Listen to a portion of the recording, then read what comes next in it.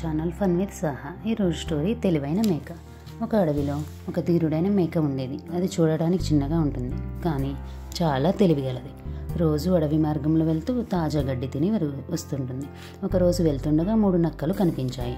అవి మేకను చూసి తినాలని నిర్ణయించుకున్నాయి. నక్కలు మేకలను ఆపి, ఇక్కడి నుంచి వెళ్ళాలంటే మాకు భోజనం ఇవ్వాలి అని చెప్పాయి. మేక జాగ్రత్తగా ఆలోచించింది, భయపడకుండా మాట్లాడింది.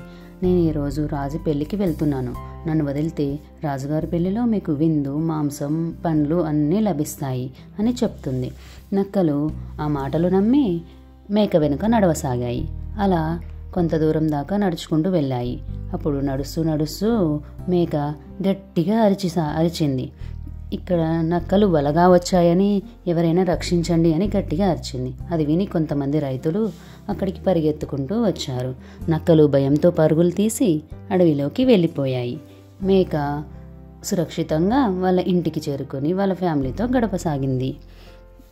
నీతి: ప్రశాంతంగా తెలివిగా ఆలోచిస్తే ఎలాంటి ప్రమాదం నుంచైనా తప్పించుకోవచ్చనే కథ ఈ మేక ద్వారా మనకు తెలుస్తుంది.